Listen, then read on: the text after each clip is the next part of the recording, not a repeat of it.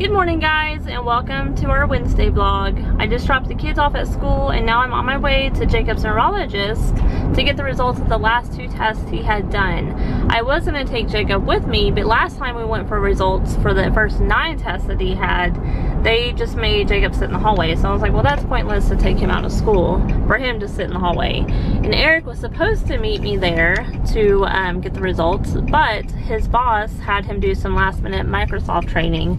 And so unfortunately he won't be able to attend, but I will keep you guys updated on what I find out. Guess what? Don't. Astros won, baby. Yeah, finally got some timely hitting. Not why we turn the camera on. Oh, well, I just wanted them to know that Astros hit 3 home runs and Bregman jacked one, and Stassi hit one to the train tracks. Okay, that's not why we did this. So we're ending. Yes, I need to get some focus. We are ending our Wednesday vlog. We did a live stream tonight for our Wednesday actual vlog. Haven't vlogged very much today. No, we haven't. I looked at the clips when I was editing Monday, Tuesday video and saw that Wednesday had 1 clip thus far. I don't know what that 1 clip is. I didn't really pay attention to it. It's just me talking about going to the doctor and how you can't go with me because you had training to do. Yeah, that stunk. I had to go to Microsoft today and work at the Microsoft offices and listen to training while I did my work, and it's been a busy day for it both was, of us. yeah, definitely. But we got all of the results in, and we just wanted to sit down with you guys and gals and kind of let you in on what's going on with Jacob. And I said this in our live show, and I'm going to reiterate it here, that from this point forward that I'm not going to deal with any trolls or haters or anything like that. I'm not going to have any what's the word I'm looking for, sympathy for you guys. If you're a troll, you're blocked right away. I'm not going to deal with it because we now have results of everything that Jacob's dealing with, and for him, in my mind, it's just like for him to be able to have played baseball as well as he has this entire time and the stuff that he's dealt with, it's amazing to me that he's as good as a player as he is. And if anybody wants to come in and rag on him about how he's not a good player, I'm not going to tolerate it, because he's dealing with many issues, and the things that he's dealing with, I'm baffled at how good he's done over the years playing baseball.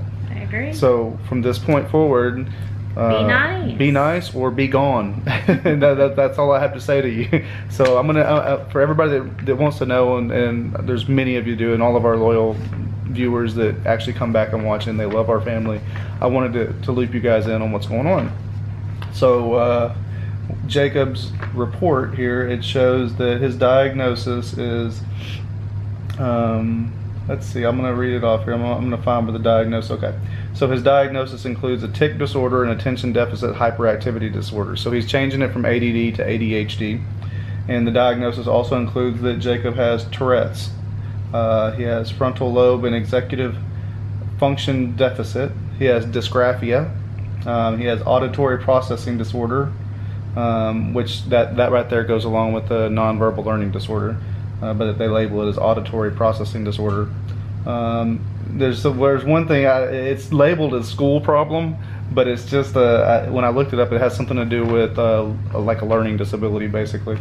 And then it's also listed as nonverbal learning disorder in here as well. So I guess auditory processing disorder they kind of go hand in hand. I'm not sure. It's just the way it's labeled so that Jacob can get some help at school, basically. It's labeled out so that the teachers can give him the proper tools and teach him the proper way, I guess, if he'll understand it better. Hopefully that's what the school will do. From what I hear, the school won't help out very much, which stinks.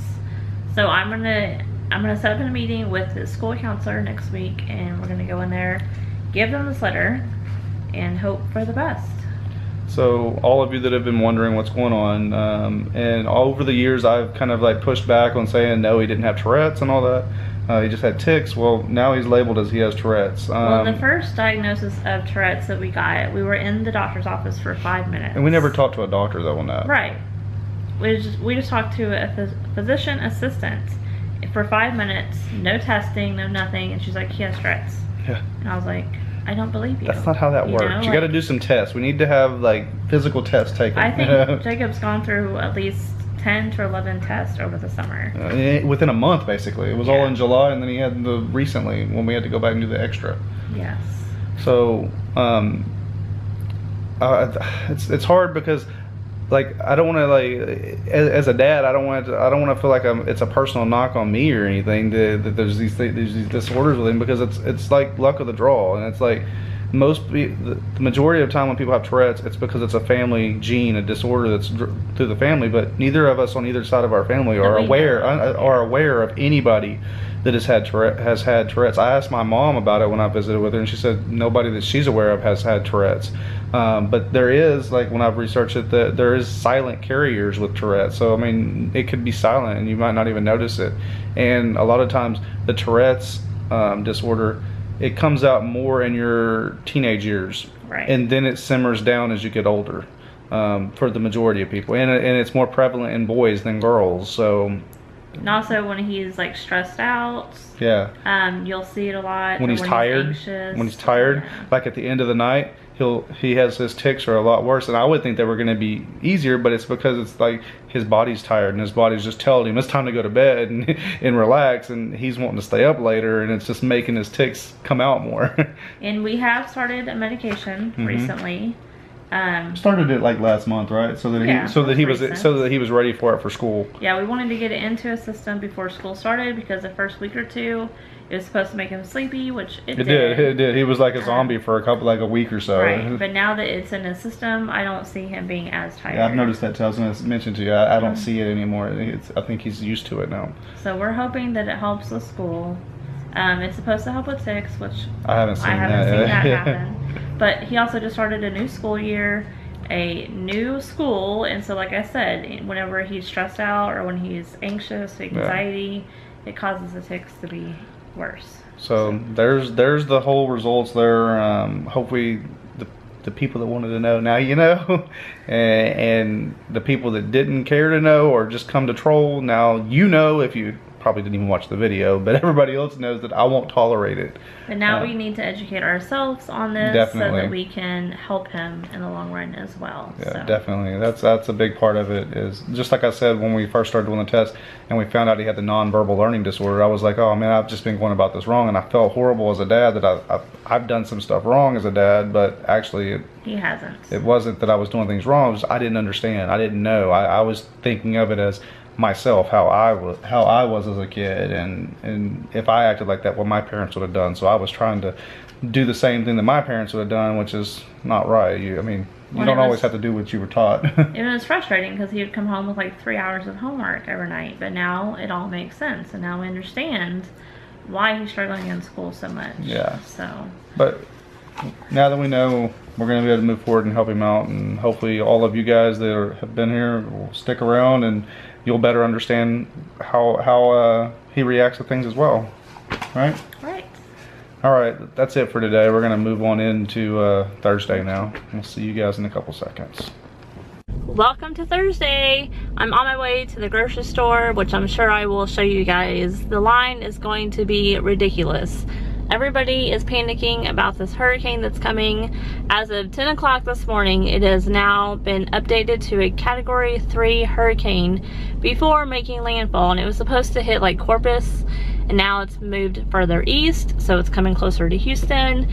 And even though it's not going to hit us directly, obviously, we are going to get the dirty side of it, which they said could lead up to 30 inches of rain in some areas. That is crazy.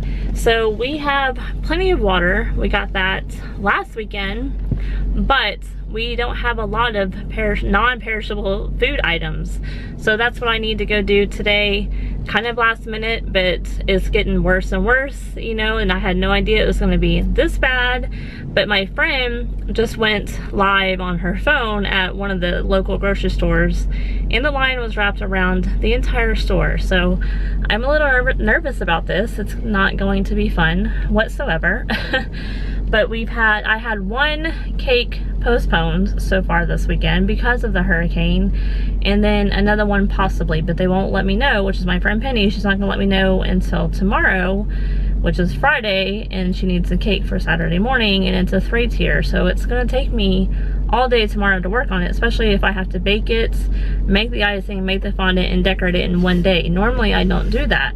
I usually bake it like the night before so it has time to cool, and then I make the icing and fondant the day before, but I'm not gonna be able to do that until she gives me the A-OK.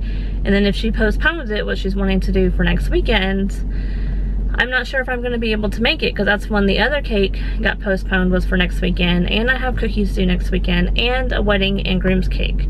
So I'm a little stressed out about it, but it'll be okay, it'll work out. I'm kind of hoping that she keeps the party for Saturday. There's the water aisle. It's almost completely empty. Woo! $120 later and I am done. Actually, the lines weren't that bad, so that's why I didn't show you.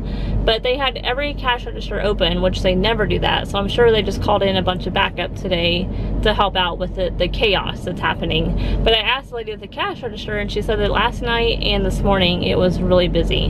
Because I told you guys that I saw someone post on Facebook at a store down the street with a line wrapped around the inside for checkouts. And then I also saw another picture of people lined up outside the grocery store at like 6 a.m. waiting for them to open so that they can stock up. So it is crazy. I hope that everybody stays safe and dry, and that maybe it won't be as bad as they're predicting. But with the hurricane intensifying, it looks like it's gonna be pretty bad. Look who's home early. Well, I'm still working, but it's lunch right now, so I'm still gonna log back into work after lunch just to check my emails and stuff. But living in the city of Houston, it's the one thing that we have to deal with is hurricane season, and really haven't had any big hurricanes recently, right? It said since 2005. Yeah, something like that. And we've got a hurricane coming upon us. We've got Steve Harvey on his way in. I saw a meme or whatever. It said Hurricane Harvey's coming, and it had Steve Harvey imposed in the background, like doing this, coming in. So yeah, we got a hurricane coming in. My boss sent out an email saying that the Houston offices are going to be under inclement weather, and for our India offices to be prepared to pick up the slack, and said go ahead and go home and start preparing, get your water, make sure you got all your food. And so I came home to go eat lunch and then help get everything ready at the house and do a little bit more work, I guess. But I'll be working from home for the next few days through next Tuesday for sure. Yeah, so when I heard that he was coming home early and it was lunchtime and he hasn't eaten and I haven't eaten, I'm like, well, I think we need to go to Corkscrew so we can fatten up to prepare for us not being able to eat for the next few days, because we're gonna be stuck in the house. And he liked that idea. That makes sense. I mean, you, before the storm, you fatten up. Yeah, haven't you ever heard that old saying? Before the storm, you fatten up. I think that's right. I thought that was like before winter or something. I don't know. No, it's just before any storms. So next time there's a thunderstorm, we need to fatten up just in case. Just in case. No, not that we're gonna starve. I got plenty of food for us. But our street floods. So I mean, we might be trapped at the house for a while. Today, we're supposed to this evening go to baseball practice for Jacob.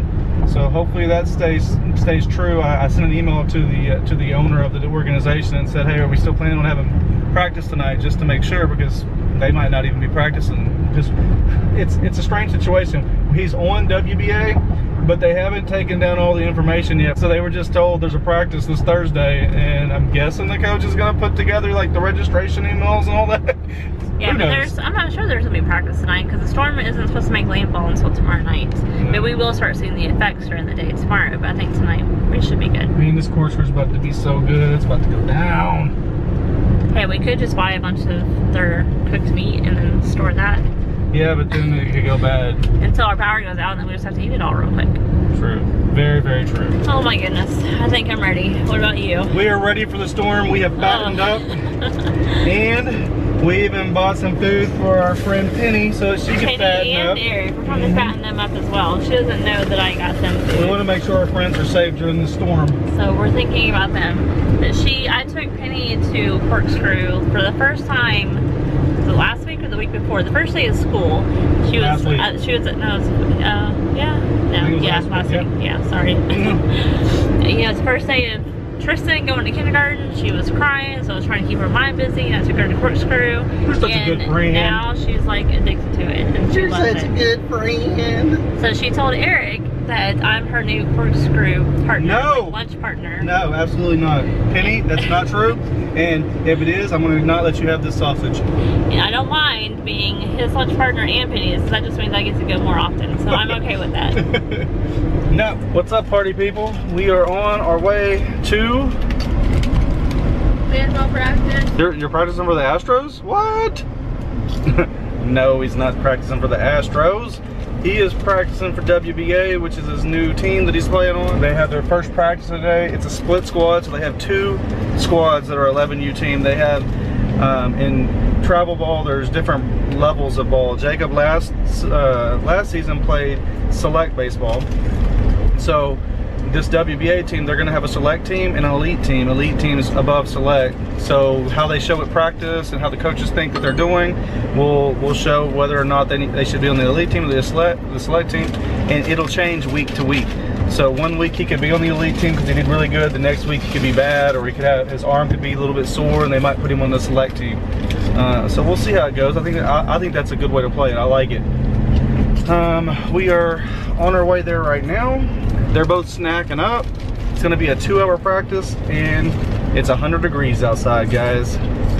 It's gonna be nice and hot. I'm gonna sit there, I'm gonna sweat, get video for you guys and gals, and hopefully Jacob does something interesting, huh? You ready? How's school going for you guys? Good? Good, good, and good, huh?